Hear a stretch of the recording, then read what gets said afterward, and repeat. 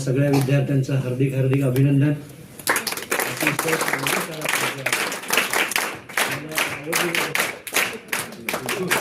खरोखर तुमची शाळा मला आवडते. विद्यार्थी मित्रांनो, आतापर्यंत लेखक आपल्या भेटीला या उपक्रमाच्या माध्यमातून मी 200 शाळांपेक्षा जास्त शाळांना भेटी दिली. 90,000 विद्यार्थ्यांचे असा संपर्क साधला होता. पण कोल्हापूरमधल्या कार्यक्रमानंतर 1,00,000 विद्यार्थ्यांचं प्रबोधन करणारा हा महाराष्ट्रातला आगळा वेगळा लेखक ठरला. म्हणून खरं तर मी सगळ्यात मोठ्या शाळा पाहिल्या आणि सगळ्यात छोट्या पण शाळा पाहिल्या. तर 9 विद्यार्थ्यांची शाळा मी पाहिली. पण सगळ्यात चांगल्या, मोठ्या आणि छोट्या या शाळांच्या दरम्यान अतिशय सुंदर शाळा अगदी मोजक्या. पण त्यामध्ये तुमच्या शाळेचं नाव आज घालू इच्छितो. अभिनंदन तुमचं एवढ्यासाठी. विद्यार्थी मित्रांनो, आज आपल्या शाळेमध्ये लेखक भेटीला आलेला आहे. याचा आनंद तुमच्या मुख्याध्यापकांना, तुमच्या तेली मॅडमांना, तुमच्या इतर अध्यापकांना किती आहे बघा. त्यांच्या चेहऱ्यावरती किती आनंद आहे बघा. पण मला वाटत नाही विद्यार्थ्यांचे चेहरे, जर काही काही विद्यार्थ्यांचे चेहरे पाहिजे तर त्यांना आनंद झालाय असं वाटत नाही. काही काही विद्यार्थी तर जर असे बसले, तो विद्यार्थी कसा बसलाय जणू काही आज नंदवाळमध्ये आज नृत्य आलाय की काय असं झालंय. विद्यार्थी मित्रांनो, काळजी करू नका. तुम्हाला समजेल, अगदी तुम्हाला समजेल अशा साध्या, सोप्या, सरळ, अगदी ग्रामीण भाषेमध्ये मित्राशी जसं बोलतात तसं, मी तुमच्या मैत्रिणीशी जसं बोलतात तसं मी तुमच्याशी संवाद. मग तर झालं. मी काही भाषण द्यायला आलेलं नाही. मला तुमच्याशी बोलायचं आहे, तुम्हाला काहीतरी सांगायचं आहे, तुम्हाला काहीतरी दाखवायचं आहे. या उद्देशानं आज तेली मॅडमांनी मला बोललं. विशेष धन्यवाद व्यक्त करतो तेली मॅडमांचं. आणि खास विशेष धन्यवाद व्यक्त करतो जान्हवी खदरेचं.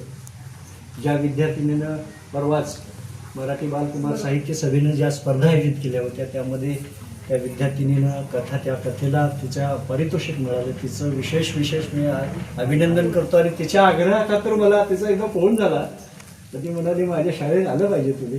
आणि मग दोन्हीकडून जोर लागला आणि तुमची शाळा पाहायला मिळाली. खरंच मला अतिशय आनंद वाटला, बरं वाटलं. विद्यार्थी मित्रांनो, सगळे विद्यार्थी माझ्याकडे एकदा बघा. मी दिसतोय का? मला सांगा, मी लेखक असण्यासारखं वाटतो का? वय म्हणा की, वय म्हणायला काय जातं.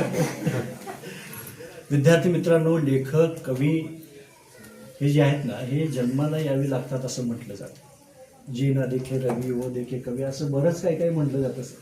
पण मला असं वाटतं, मी माझं वैयक्तिक मत कारणकर सर तुमच्यासमोर ठेवतो.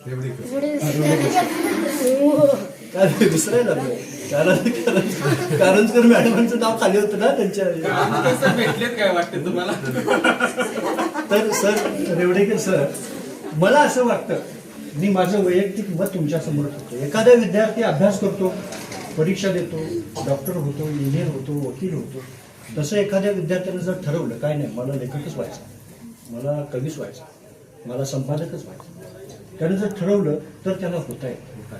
आणि लेखक होणं, कवी होणं हा अगदी अभ्यासाचा भाग आहे असं मला अगदी स्पष्टपणे म्हणायचं. हा अगदी अभ्यासाचा भाग कुणालाही होत आहे. खरं तर शिक्षण क्षेत्रामध्ये शिक्षक म्हणून काम करणाऱ्या तमाम लेखक, कवी, चित्रकार, पत्रकार, कलाकार यांचं मी आज तुमच्या व्यासपीठावरून अभिनंदन करतो. कारण तुमच्यासारख्या या मान्यवर मंडळींनी शाळा महाविद्यालयातून जी चळवळ उभी केलेली आहे, लेखन संस्कृतीची, वाचन संस्कृती, या चळवळीमधून मनोहर भोसले हा विद्यार्थी तयार झाला. आज ही चळवळ महाराष्ट्रामध्ये खूप मोठी झाली, खूप म्हणजे आज अनेक विद्यार्थी लिहायला लागलेत, वाचायला लागलेत, अभ्यास करायला लागलेत, बोलायला लागलेत, कथा लिहायला लागलेत, कविता लिहायला लागलेत. मी कितीतरी विद्यार्थ्यांची नावं सांगू शकतो ज्यांची पुस्तकं निघाली, ज्यांना मोठमोठे पुरस्कार मिळाले, कितीतरी सांगू शकतो. मी सांगली जिल्ह्यामध्ये सर समडोळी नावाचं एक गाव आहे. त्या गावातला इयत्ता 5वीचा विद्यार्थी गौतम पाटील नावाचा मला भेटला. मी त्या शाळेमध्ये गेलो. तो म्हणला, मी पण पुस्तक काढलं, मी पण कविता लिहितो. त्याच्या सरांनी मिळून वर्गणी गोळा करून त्याचं पुस्तक काढलं. हा, गौतमच्या कविता या शीर्षकाखाली या विद्यार्थ्याला मी भेटलो. इतक्या सुंदर कविता, मस्तपैकी कविता, गौतमच्या कविता या शीर्षकाने त्याचं पुस्तक निघालं. सर, तुम्हाला आश्चर्य वाटेल,